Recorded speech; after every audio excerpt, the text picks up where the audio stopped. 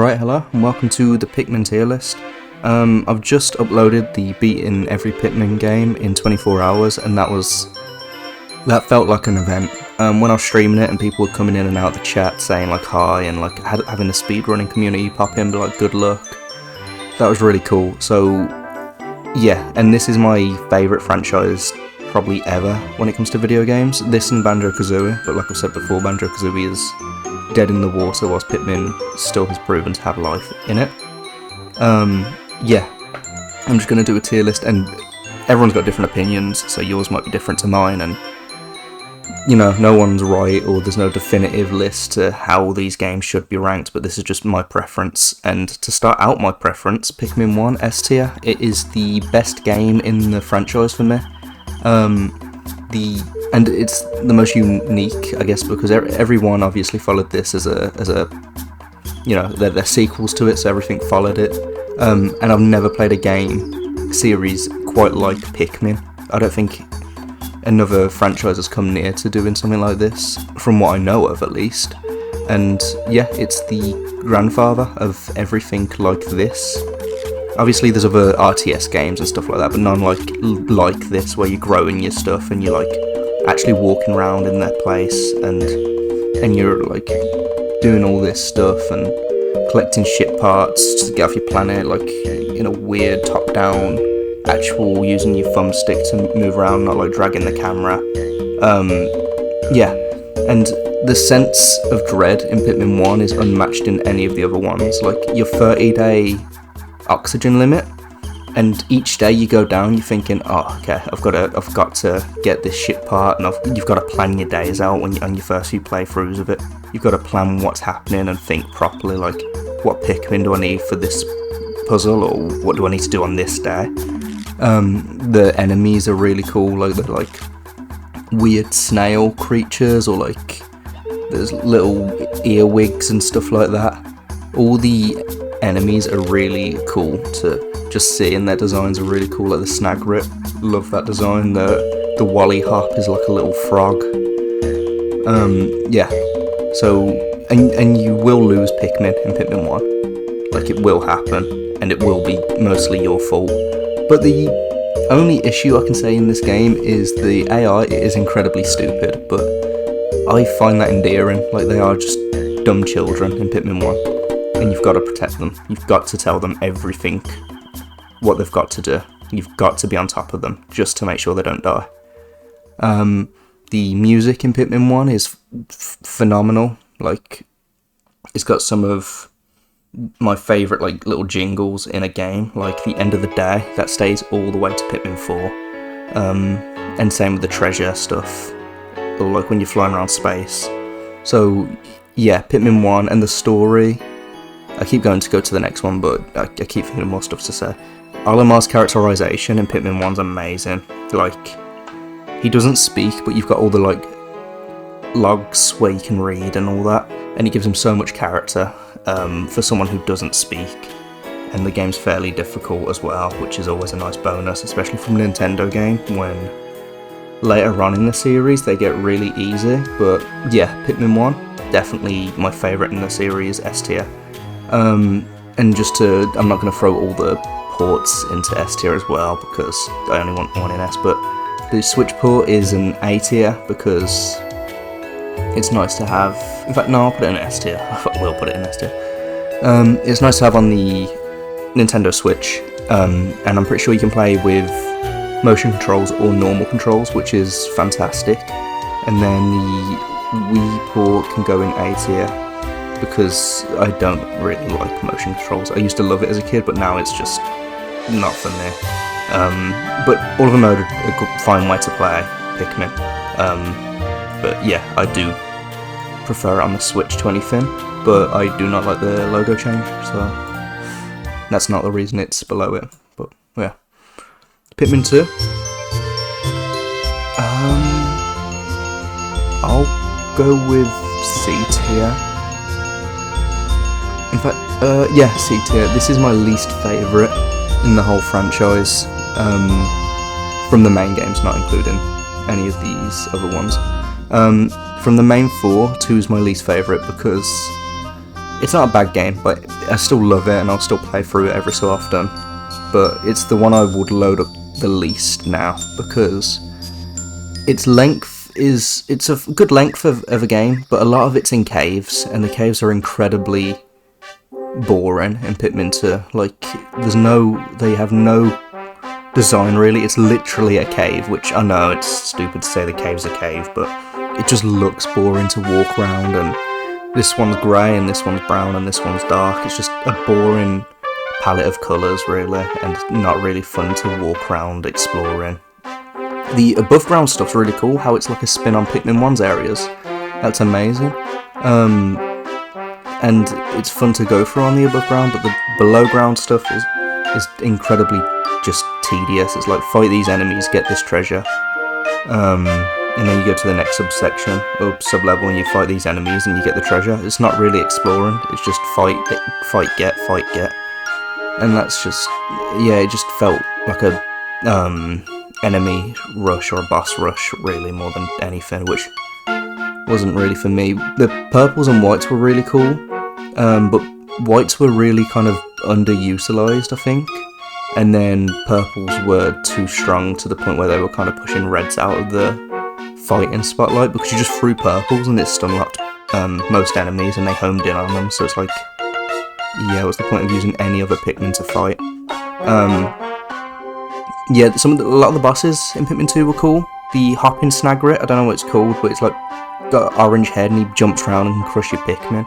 Or the final boss, the man at legs, that's not what the final boss is called, but the man at legs is cool. It's like a beady long legs from Pikmin 1, and it's got like a gun, so it can just shoot down your Pikmin, which is really weirdly cool in this. The game's hard and easy at the same time. Like, as a purple Pikmin and the sprays make the game incredibly easy. They give you 2 sprays, bitter spray, which freezes the enemies, turns them into rocks, and you can just run away or throw all your Pikmin on them whilst they're stunned. Or you got spicy berry spray, which makes your Pikmin faster, stronger, move quicker, attack quicker. It's really just, those 2 make your Pikmin crazy.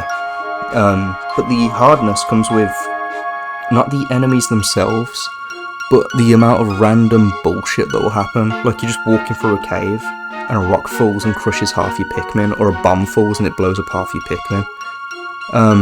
Or just enemies fall and eat your Pikmin. It's so weird, the way that just out of nowhere you've now got like a bull bear falling out the sky and you're like, okay, well, fuck me, I guess. What could I have done to stop that? Nothing is the answer. So get ready to use your sprays and get ready to use your purples. It also introduces the Water Wraith cave, which is my favourite cave in the game, because it's such a difficult cave and you've got to be smart and see where the enemy is and try to avoid him, because he will steamroll all your Pikmin and you've got nothing you can do about it, because you've got blues which can't fight back against him, like physically cannot fight back. So that's such a cool area. And then, yeah, you've got to make it to the final level to finally have a chance of fighting him back. So, yeah, Pikmin 2, whilst it has a lot of cool stuff going for it, it also has a lot negative about it. So, yeah, I'll put the Switch version as well here. Again, title change was ridiculous. And the motion controls can go one below, just how it will be. Pikmin 3 original, C tier. I hated the gamepad. To be forced to use the gamepad was crazy. To progress and all that. From what I remember, I'm pretty sure you had to do that. And it was just a very short and very easy game. The rock Pikmin and the winged Pikmin were really cool. The like quite creative ones, I guess. One's just a rock really, and the one's just got wings, but they're quite cool. They're like a bug and a rock. The graphics of this game, I think, are still the best in the series. Like Pikmin 3 and Deluxe, the graphics are so good, and when it just starts raining, you can see like the water, like the rain splashing off the water in a certain level. And like the enemies look really nice, the Pikmin look the best they've ever looked. The main theme is really good. And yeah, the actual game is so easy. They give you like another time limit, but this time you're based off the amount of fruit you get, so you've got juice. But you can't run out of juice. Like, it's near impossible. You won't ever experience a Pikmin extinction in this game, because I'm pretty sure only like 4 Pikmin can get killed at a time. It's just incredibly easy. And the new captains aren't nearly as good as Olimar and Louie and the President, but that was fine. That one didn't bother me as much because, yeah, but the game's fine. None of these are bad, but Pikmin 3 and 2 were like, at the time Pikmin 3 was definitely like here when it came out for me. I really didn't like it at all, but now it's really grew on me. But Pikmin 3 Deluxe is like B tier. It's very, very good. The co-op in it is like, that is what I needed him for. That co-op was amazing. The Olimar side story stuff was really good to wrap up Olimar and Louie's story. To have it on the Switch, so I no longer have to look at the gamepad and mess with that. Really good. Everything that was an issue with 3, other than the easiness, is gone. Sure, they gave you different difficulties, but it's still really easy. And I'm pretty sure the hardest difficulty in Pikmin 3 just limits you to 50 Pikmin, which isn't a hard challenge, it's just more of a time consumer. Like, it's not as if the enemies are uncapped on killing all your Pikmin, or they die quicker to hazards, I don't think. It's just, you have less Pikmin to use. The challenge mode in Pikmin 2 returned. I didn't speak about that. Pikmin 2 had a challenge mode, and so did 1 actually, I think. And they're pretty cool to run through, but it's like, again, you just kill your enemies, you move to the next area. Pikmin 3 has that again, with more unique locations, and you get to use the whites and purples again. That was really cool. Pikmin 3, yeah, there's not really much more to speak about it. The final boss was pretty cool. It's just an elemental guy, but who has like a chase scene sequence before it, and that's pretty cool to go through, but it goes on for way too long. Both the chase and the final boss, they go on for a little too long, but it's fine. There's nothing bad about Deluxe that I can think of. The biggest issue with Pikmin 3 is its difficulty and length. It's too easy and it's way too short. Like, I'm pretty sure people can beat it in like 30-40 minutes, which is absolutely sure. Pikmin 1 can as well, but at least it's got a challenge to it. Like, you have to really think, and it doesn't have like, it's not too easy. But yeah, Pikmin 3 is just too easy. To the next one. Sorry, Hey Pikmin F. It's like, it's not a Pikmin game in any sort. It's got Pikmin and Olimar, but it's not a Pikmin game. People didn't like it. People still don't like it, I don't think, unless there's like a resurgence of like Hey Pikmin fans coming out of the woodworks. But yeah, I don't think people like Pikmin at all, actually. And Hey Pikmin at all, and neither do I. It's a side-scrolling weird platformer, I think, but like, you use Olimar's jetpack, but you've got to use the Pikmin to get treasure. And the things it does well is it makes you feel tiny, and it uses both screens of the 3DS well, and that's all I can really think about the positives for it. It in itself is not like a fun experience to go through, I don't think. It's something I would pass on, like, every time. If someone gave me the opportunity to play it again, I wouldn't take it. If someone paid me to play it, I would expect something special. Like, it's just a tedious, dull, boring. I really, really don't like it. I don't get it, and the fact people thought this was Pikmin 4 was wild. Like, that was outrageous, people thinking this was Pikmin 4. It couldn't have been. And yeah, I'm glad it didn't really do well to get a spin-off, because if we had to wait longer in between mainline games, even longer in between mainline games, because we're getting Hey Pikmin 5, then that'd be an issue. Yeah, not for me. It also had the baby Snagrets, which were probably actually the best thing. Pikmin 4, it easily can go into A tier. I really liked Pikmin 4. The Ice and Glow Pikmin, quite cool. The Night Expeditions, whilst it was just a tower defense thing, a really easy tower defense, at least you could go out at night now. That was quite cool, walking around at night in Pikmin. It's not what I wanted from night levels, but it's there. It's the first step, I guess, in case we get Pikmin 5, which we should. Pikmin 4 sold really well. But yeah, it's the first step to having proper night levels, I think. The fact it brought all the old Pikmin back is so cool. Like, we got to use every Pikmin in this game. It felt like, for me, it felt like if this is the final Pikmin game, I'm at ease with that. That is perfectly okay with me. It felt like a good send-off. And there's so much content in this game. There's like 6 maps, I think, which is plenty. And then all of them are like, they've got caves, so you can go through the caves if you want to. And the caves aren't really too much of an issue in 4. Like, at least some of them have themes and stuff, more so than in Pikmin 2. But it's still like caves, so you're still just getting your treasure, killing the enemies, moving on. But at least you've got that, and then a lot of items have their own like collection. So it'd be like, I don't know, you could get like the gamer collection, you'd get like Joy-Cons and an N64 control, stuff like that. But yeah, it's really cool. My issues with it is it's got Ochi, which makes the game 50 times easier than it ever should be. Like, if you get all your Pikmin on Ochi and charge into an enemy, it's dead. It is almost, even like bosses, they just drop like that. It's wild, because all 100 Pikmin, if you've got 100, latch on and just batter the enemy to death. So that's wild. The graphics look beautiful. The areas look perfect.